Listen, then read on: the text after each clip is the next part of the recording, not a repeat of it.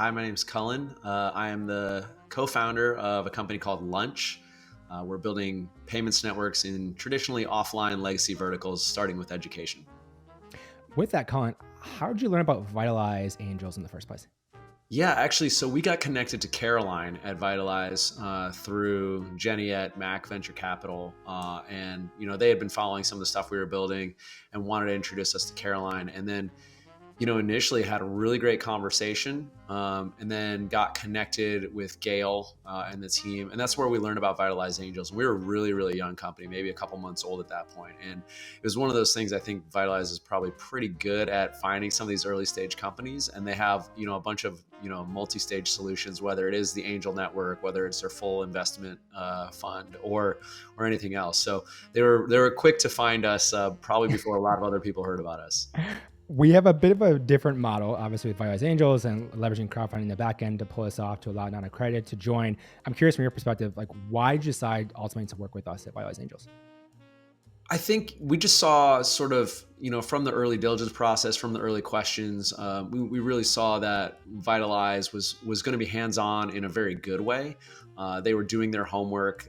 They were making connections for us, and those were the type of investors that we wanted to work with. And when Caroline and Gail sort of talked about the angel network, it seemed like there was a lot of value at Angels. I've actually connected with a number of the angels on the side as well, and they've been very helpful and very instrumental in making connections for us, giving us avenues for new customers or things to think about, or even connecting to other investors. And so I just, besides being really impressed with the VITALIZE team, I've been really impressed with the angel network. And so it was a pretty easy decision when we were raising a pre-seed round to go with the VITALIZE Angels, because we could already tell that they were going to add value, and they have.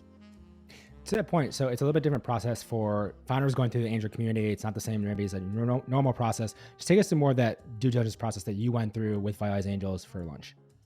Yeah. So, with the VITALIZE Angels, like initially, obviously we had to get over the bar with VITALIZE. We had to show that we were, a serious company tackling a serious problem.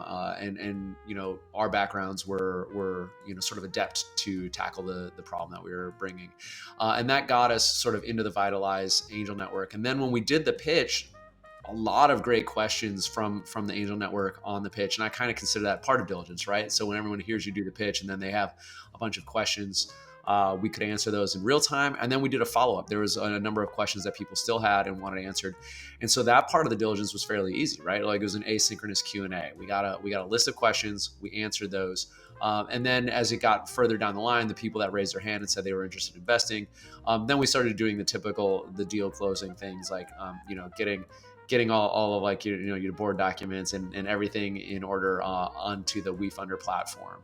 But it was I don't think it was any different really than a typical diligence process. But I thought it was also more business focused. Sometimes in diligence with other funds, you get caught up in some things that you think aren't really relevant. But everything here was a relevant question to the company, how we were planning on building it, and then relevant to the business formation and the documents needed therein.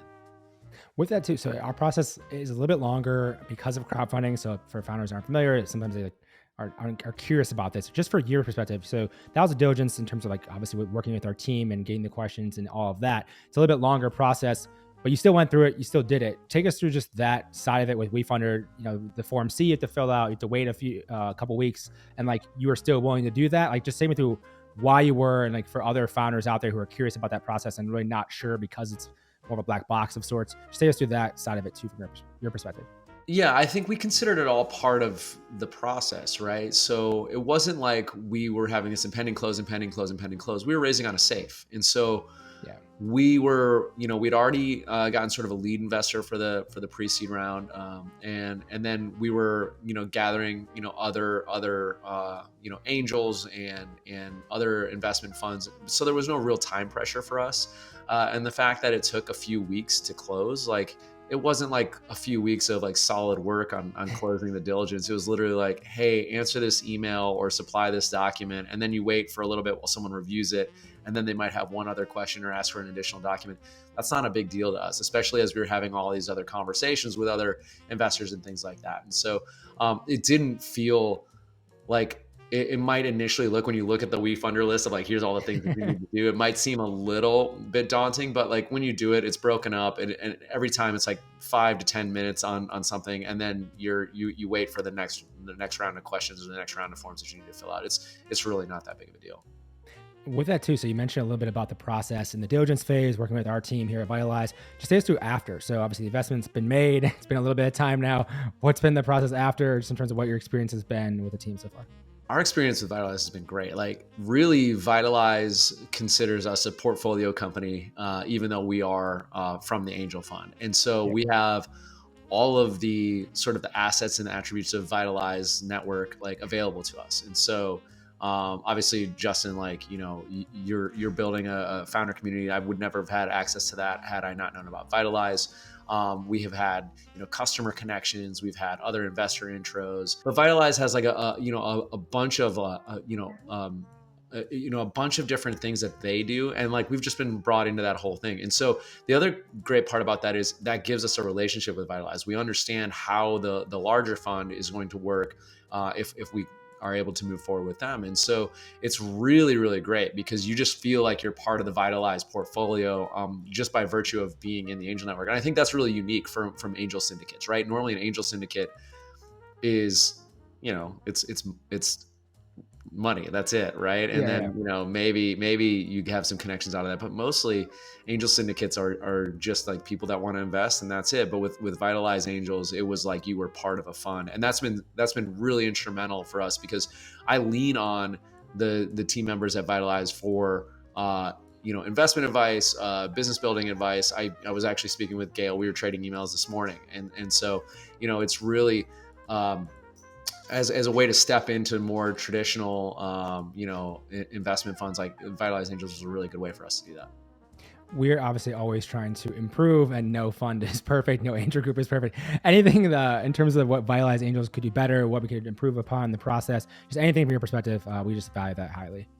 I don't know. I don't all of VITALIZE Angel stuff. Like the WeFunder process, I thought was somewhat difficult, but like if that's if that's a hurdle that we have to get over to meet all of the regulation stuff, like it's totally fine. Like if I can do it, like I'm terrible at paperwork. If I can do it, anybody can do it. So, I would wish that was a little bit easier because when it really comes to the investment process, like you send someone a safe, they sign it, they wire you money. That's that. This was a little bit more complicated, but again, we're bringing in 15 people at once, and so like at least I'm not doing 15 safes over and over again. I'm just doing a checklist to make sure that all 15 people are covered and that we're covered and everything's good there. And so as far as like what VITALIZE can be doing better, like from an investment standpoint, like I don't think anything. Like I said, I feel like we're part of their portfolio, even though we came in through the angel network, and I was just seeing a ton of value from VITALIZE just generally. And so I'm really happy with VITALIZE. I don't know. No notes, I guess. No notes. Well, we appreciate that. Just anything else for the founders considering VITALIZE Angels? Again, it's a little bit different model. Some of them aren't familiar, and we try to be very clear with that in terms of all the expectations and everything. But just anything else you'd like to share with them before we kind of wrap things up here? Yeah, I'll say this. There's going to be some investors out there that tell you that crowdfunding and Reg CF and everything is maybe a bad signal or whatever. That they're wrong. Like they're absolutely wrong. Like it has not been a negative signal to us in any way that we went through an angel network. And most companies you ever see are going to have angels on their cap table regardless. There's my big thing is it is sort of democratizing investing. So from the investor side, it enables more people to get into early stage. I hate the accreditation problem. That's another issue. Why should there be a gatekeeper on what you do with your money? That's super annoying to me. And it also limits the amount of capital out there for like the most innovative companies in the world. Sure, you're allowed to go invest in stocks if you're anybody, but for some reason, if they're a private company, you're not allowed. And so, my big thing is I think this is the way everything is moving. People should be allowed to do with their money what they want. And if they like your company, they should be able to support you. There should not be some arbitrary bar that the government has set. And so I think everything's going this way. And to anybody that says like, oh, our other investors said it's a bad signal, your other investors are wrong. We're here to show you like we did it. There was no detrimental effect on closing that round. There's been no detrimental effect on discussions and diligence in subsequent rounds. And so, my big thing is if you have the opportunity, it's a better way to improve your top of funnel. One last thing on this, because this is like a slight pet peeve. If an investor is looking at your business and they want to see like what's your customer funnel look like, they want to see that your top of funnel is hitting every qualified lead that you possibly can. They want a huge top of funnel, but for some reason when you're talking about investment specifically, they're like, well, no, don't talk to Reg CF or don't do crowdfunding or don't do any of these things. And I'm thinking like, why not? It's the same thing. Like I want to make that top of funnel as big as possible. Any investor that is qualified to put money into the business and that can add, to the ability of the business to grow, like I want to address them. And so I think there's going to be a shift over time. I think we've seen it with Twitter and, a lot of the team on VITALIZE, yourself, and Gail do a really great job on Twitter on sort of increasing the network there. I think we're going to see that on the investment side more generally, where people are like, hey, we're going to increase our network and we're going to get the most value for this company possible. Cullen, appreciate the time, man. Yeah, I appreciate it. Sorry, I'm a little under the weather here, so I'm like sniffling and everything. I hope that doesn't ruin the doesn't ruin No the worries. video.